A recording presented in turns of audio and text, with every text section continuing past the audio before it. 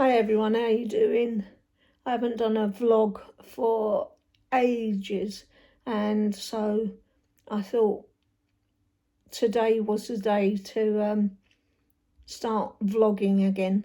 And the reason for this is I'm still kind of shaking my head in utter disbelief at the situation. Regular readers of my blog and followers will know that I've been due to have my peg removed. And a peg, for those of you that don't know, is it's a tube that goes through that's the one end, and it goes through into my tummy, and is attached to kind of like a stopper on the inside of my stomach.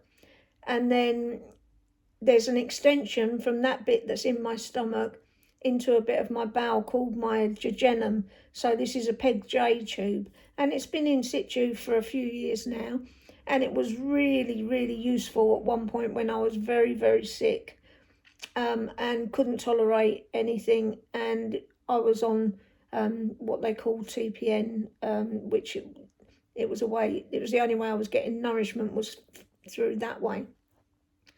But I haven't used it now. Well, the whole of lockdown I haven't used it.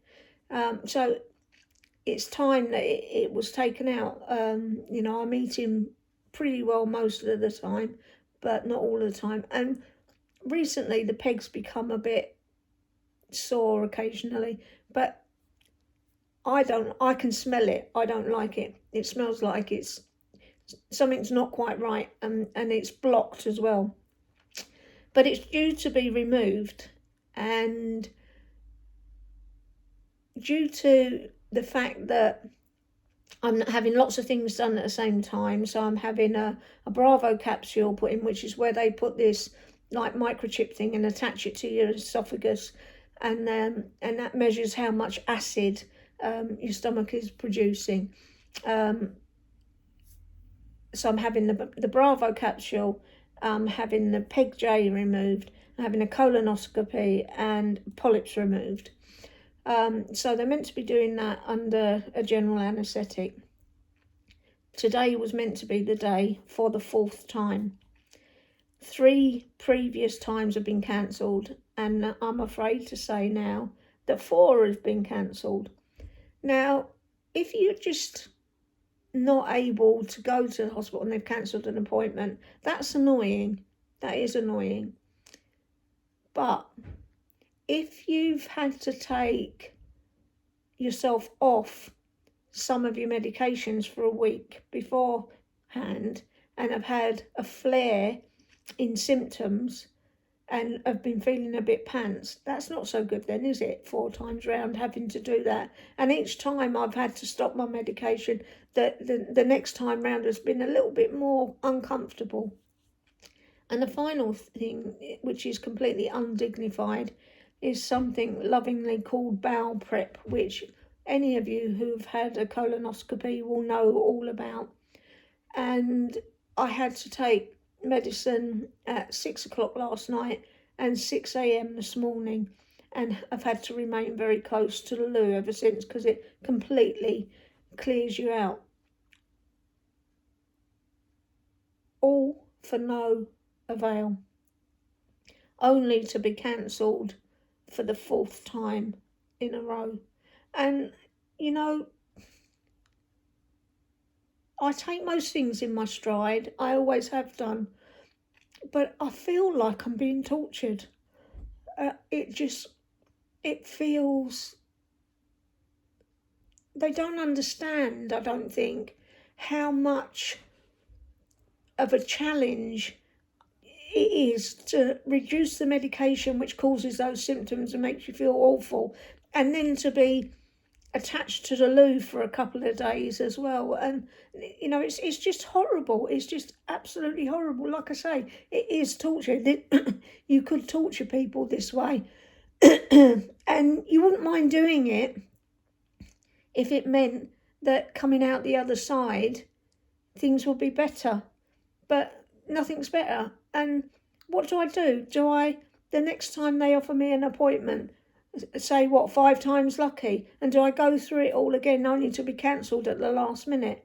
And the reason why I have to be cancelled is because I need a bed overnight because of all my comorbidities and people being careful. And I know it's because they want to look after me. And I get that the anaesthetists are really keen to make sure everything's done properly, and I thank them for that. But surely there's got to be a better system than not telling me until a couple of hours or even minutes before the procedure's due that it's not going to go ahead. Surely there must be a way to avoid me having to feel unwell for a week and do bowel prep all for nothing just because, and I want to swear, just because so many people are taking up beds in the hospital with COVID because they're going round with no bloody masks and they think they're invincible. They're not dying now, but they are clogging up the beds. And that's why I can't. King's College London has over 1,000 inpatient beds, and they don't have one for me, one, for an overnight stay. And it's not even winter. If that's what it's like now, what the earth is going to be like now? The schools go back this week. Flu will be back. The bed management will get even harder. What do? I'm at my wit's end. And I do value all the people that care for me and the care that I get and the professionalism. And most of the people I see are fantastic individuals and will go that extra mile. But sometimes you just have to think, oh, for goodness sake, it's unbelievable.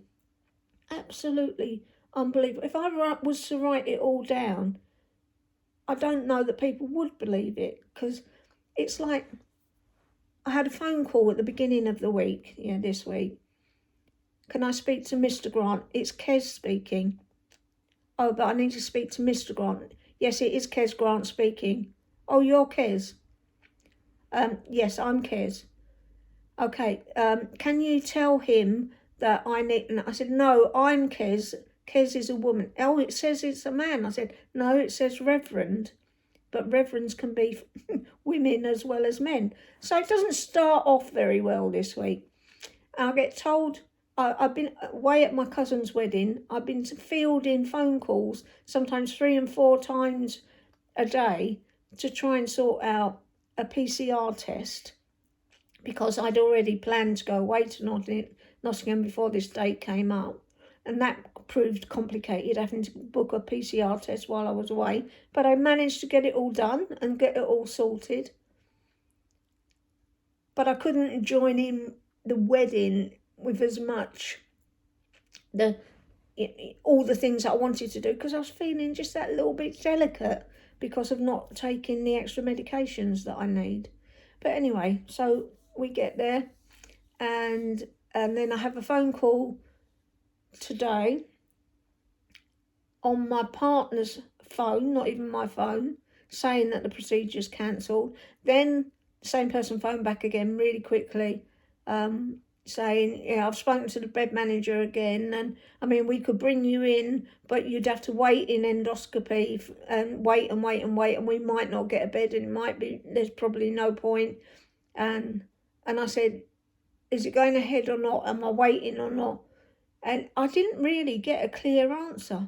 And I mean, and then she went, and then I was just sat there thinking, what on earth am I going to do? And then, excuse me, my partner, this is part of the problem, all this reflux, sorry. Then my partner came in and was astounded, and then listened to a conversation I was having. And I said to the woman on the phone, she's really lovely, but I said, but you're saying to me, it could possibly go ahead if a bed became available at the last minute, but you're not telling me to come in. You're telling me to hang on. Is it going ahead or not? Can I have a cup of tea? I mean, it's just not rocket science, is it? Surely, if you've got someone, especially when they've already been cancelled 4 times, what you do is they become a priority. And if there is a slightest chance that that procedure is not going ahead. Surely they need to be notified sooner rather than later so that they don't go through the bowel prep. The Hippocratic Oath is about doing no harm. I feel harm is being done to me. I feel I'm being made ill every time I have to prepare for this procedure. What do I do? What do I do? How can I say to them, unless you can guarantee me a bed, I'm not going through this again? But I can't do that. I don't have the luxury of saying that because I've got this piece of medical equipment in me that is obviously past its sell-by date and needs to come out.